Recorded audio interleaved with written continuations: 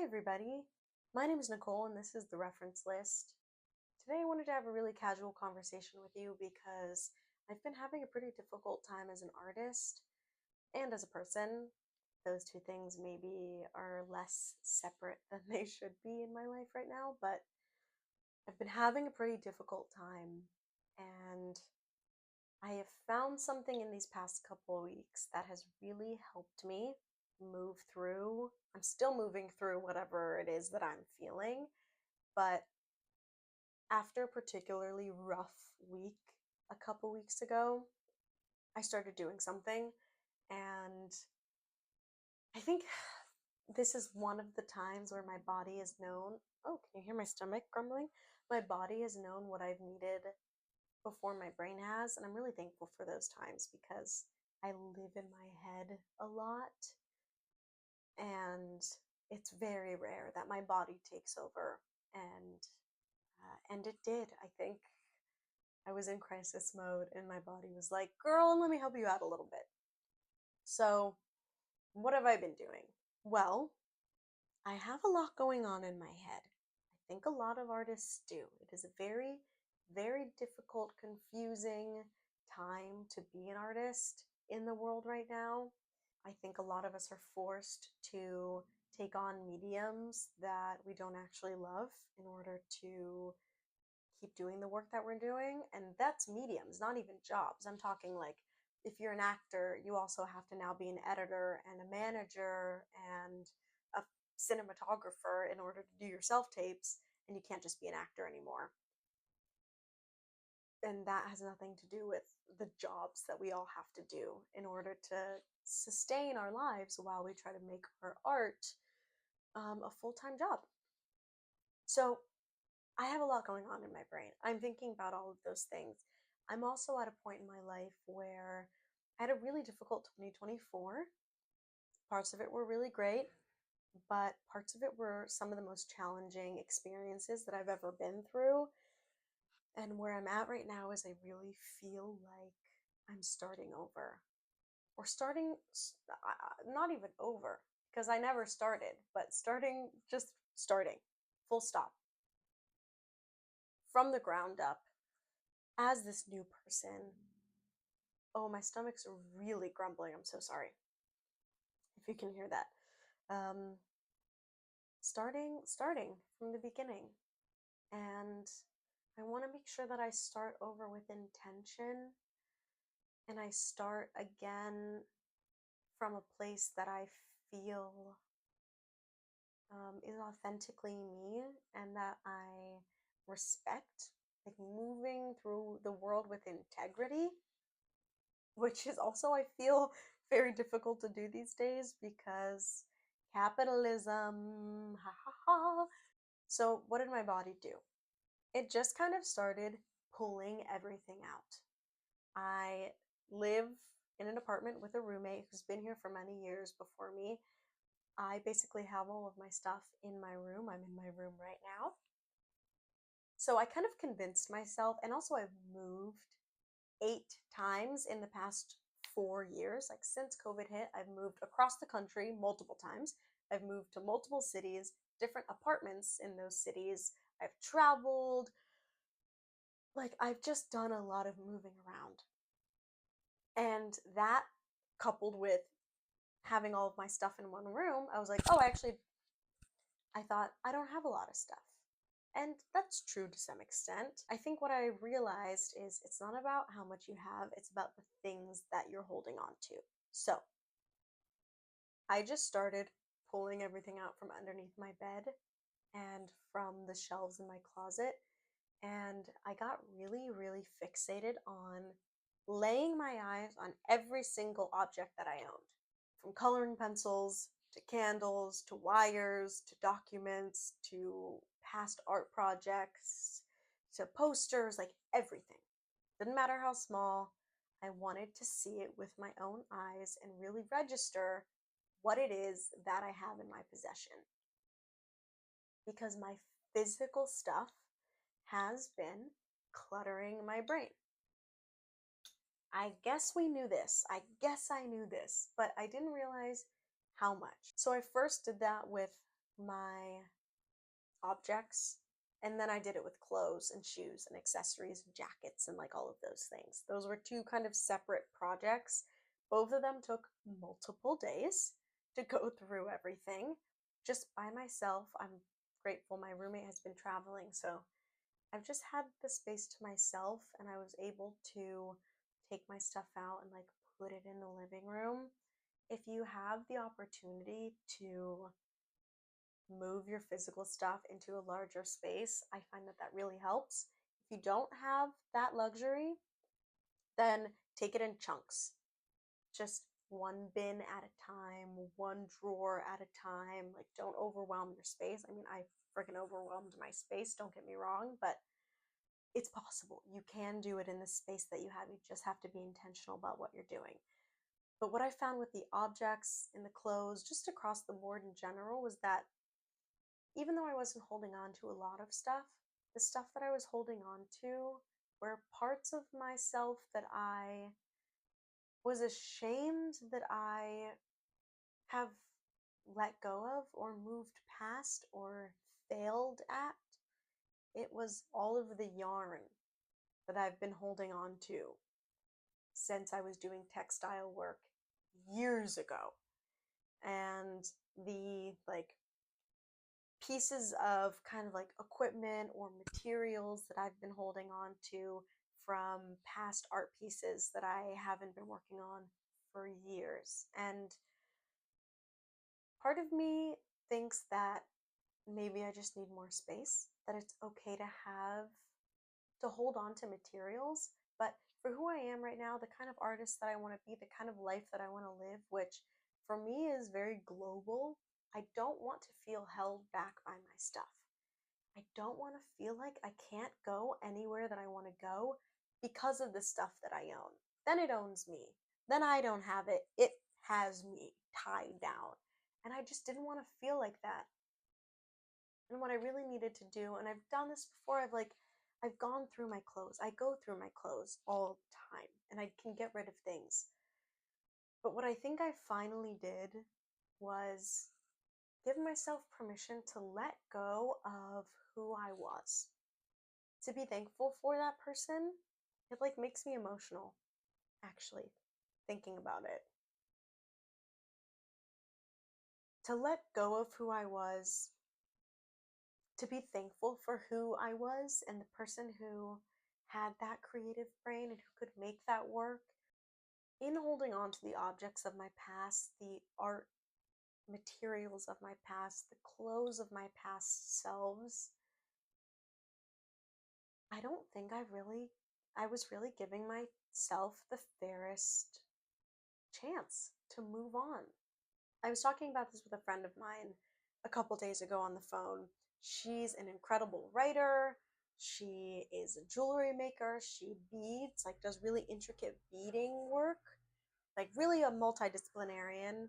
And her 9 to 5 that she does isn't even any of those things, and she still does all of those things. Like, she's just an incredible artist and an incredible creative soul, really. And I think that's what I'm talking about when I talk about all this stuff, is like people who are creative souls. Anyways, her and I were talking, and she said that she's had this beading project on her desk, on her like beading, jewelry making, art desk for years. And it's been sitting there, and she beats herself up for not finishing it all the time. And it stops her from making new stuff. And she finally put it away and gave herself the space to work on new things. And I think what I have been doing, and what I suggest you look at in your life, is, have you been punishing yourself with what you've been holding on to, with the objects that you've been holding on to? Are you holding on to craft supplies? Are you holding on to clothes? Are you holding on to lamps or knickknacks because you are punishing yourself for not continuing to make the work, continuing to be that person? I think that's what I was doing. The punishment is part of it, it's not the whole piece of the pie. Another part is that I want to feel like I'm getting my money's worth for these things. I spent my hard earned money on these things, and I don't just want to, I'm not going to throw them away. That's also very wasteful and bad for the environment. But donating them also means that I'm not getting any money for them. So it's like holding on to things because it's like one day I'm going to sell this. Well, honey, let me tell you, I've been putting my stuff on Facebook Marketplace and it is not selling. Facebook Marketplace, everything is so saturated right now. I'm like on my Instagram story asking any of my friends if they want to buy a lamp. Nobody wants to buy a lamp. Nobody wants to buy my stuff. I don't have like a Depop following. I don't have a Facebook Marketplace following. It's not my job. It's not my side hustle that I've been kind of like growing followers on. So if you're one of those people too, it, I can imagine it feels like you have all these things that maybe you feel like you're ready to get rid of, but you don't know a way to actually get rid of them. And that's another part of it. So I just looked at everything. I went through everything. Let me tell you, I sneezed a lot. There was a lot of dust. There were a lot of moments like looking in the mirror at myself wearing clothes that I've never worn before because I know they don't fit me well. I know that I don't feel good in them, but I had this like insatiable need to buy them at the time because I don't know. I liked the fabric. I felt like it was a one of a kind vintage piece. I was in France vintage shopping and I wanted to bring something back. I liked the thought of who I could become in that piece. All of these reasons. There are a ton of reasons why you might hold on to something. But I was looking at myself in the mirror and it was hard. It was hard to admit that something just doesn't work for me, or think about the memories attached to these pieces and friends that I no longer have, places where I no longer am, money that I no longer have, dreams that have been really struggling to come to fruition. Like it is hard to approach your objects, but I feel so much lighter after doing it. You have to push through. You really, really, really have to push through because I am looking at bags, bags and bags of stuff that I am ready to sell. I'm going to take them to I'm in Los Angeles, so I'm going to take my clothes to Wasteland, Crossroads, Second Street, and try to get anything that I can for them. I can't let the stuff win. And if I'm holding on to yarn that cost me $200, which is a lot of money, I am pissed at myself that I spent this money on things and pieces, objects, materials, junk that I do not use, have not used, will not use.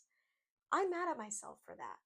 But am I going to let that $200 worth of yarn be the thing that holds me back from making so much more money? Like, if we are tethered by these things, we cannot move forward. Maybe that's generalizing everyone. Sorry. Maybe I should say, if I let myself be tethered by these things, I cannot move forward. But I really think a lot of us are being weighed down by our objects in ways that we don't really understand. And it's only when we take a look at what we really have that we start to realize how much that stuff is impacting us. And the stuff that I've been holding on to, the stuff that I'm finally ready to let go of, is not the first round clear out stuff. This is like, I've gone through my closet 7 or 8 times this year, and there were still 6 bags of shit that I could not get rid of. I just finally realized that I was going to love myself more than hate myself. I think that's really the answer. Like, I respect and love myself enough to not be so hard on myself about these things because all of us have a different attachment style when it comes to objects. All of us have different trauma around clothes, around money, around objects, around art supplies, around creation, whatever it is. And we each have to confront those things. But personally, I am really hard on myself, and I was just using my stuff as a way to keep myself down, as a way to beat myself up. Like, I just can't be mad at myself anymore. I don't want to be mad at myself anymore for the decisions that I made when I was 20 years old and alone in a new city trying to make my dreams as an artist come true. That's a valiant effort. Why am I mad at myself for that? Because I spent money and I wish I had that money now. I guess welcome to life, honey. Like, these are all lessons. They're just not things that I couldn't have known before this because no one taught me. No one was guiding me. No one was telling me how to do it. And if you're one of those people, I don't know if me telling you is going to be the thing that changes it, but I would really, really recommend taking some time to just forgive yourself. Forgive yourself. It's okay. It's really okay that you bought a few things that you don't use, or you bought clothes because you wanted to be somebody that you aren't, or maybe you realize you don't actually want to really be. That's okay too. Like, sometimes you have to have the things in your life to know that you don't want to have them in your life. So I took everything out. I went through everything. My back hurts so bad. My lower back is killing me. My hips are killing me. I was like bending over all day, trying on all these shoes, picking this shit up, like moving my 12 lamps around, like whatever it was. It's been challenging, but it's been really, really rewarding. And there are still things that I need to do. Like, I still need to figure out how to, like, I don't know, sell this and sell this and sell that. And will I get any money for it? Will I just have to donate it in the end, even though I know it's like a beautiful curated piece? Like, what there is a cost, right? There is a cost to starting over. There is a cost to moving forward. The cost is different for all of us. For me, it's time and money and a little bit of my ego, which is, I guess, fine. That is the cost of things.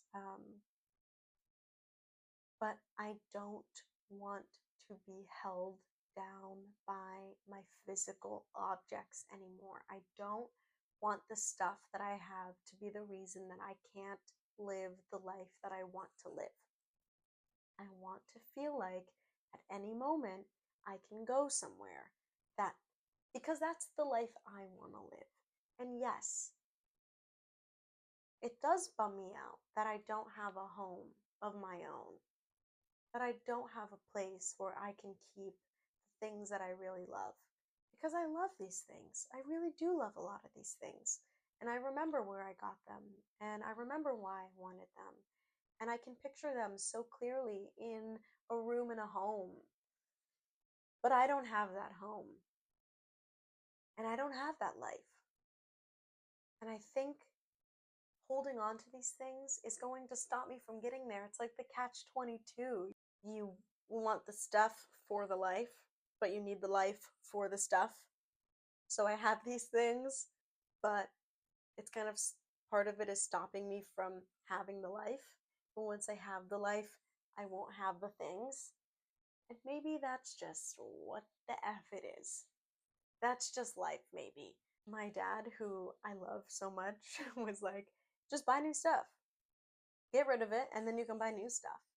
I was like, yes, but also, I'm not buying like Pottery Barn CB2 off the shelf. You can just replace it with the same thing. I'm buying one of a kind vintage pieces from all these travels that I'm going on, or like I scour Facebook Marketplace in the city that I'm at and like go and pick up a special piece. Some of these objects are random. Like some of these things, it's fine, I can get rid of. But some of them I have to thank and let go because even though I might never find them again, even though I might never have them again, I have that sensibility. Another big piece of it is trust, right? It's trust in myself that I am the kind of person that has special pieces, that finds special pieces, that knows special people, that surrounds herself with special things. And I can do that anywhere and I can do that forever because that is something that is inside of me. It is something that cannot be taken away. It's something that moves with me no matter where I am, no matter what phase of my life that I'm in.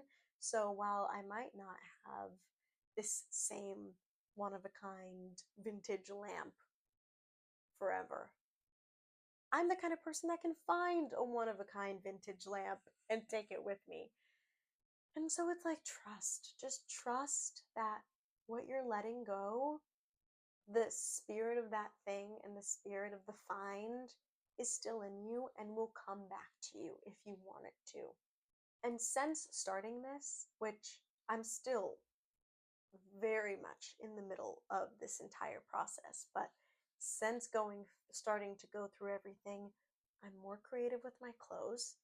I feel like I am seeing my things in a new light. I'm appreciating them more. I'm curating my life more. I just use the stuff that I have now because I only have what I actually really want, or what I want to get rid of, what I want to sell, what I want to send to a new home is pushed to the side. So I really can, I'm looking around and I'm like, oh, right, these are the things that make up who I am. This is like, these are the objects that are attached to who I am as a person. I really do feel like what we have is an extension of who we are, and that can be good or bad.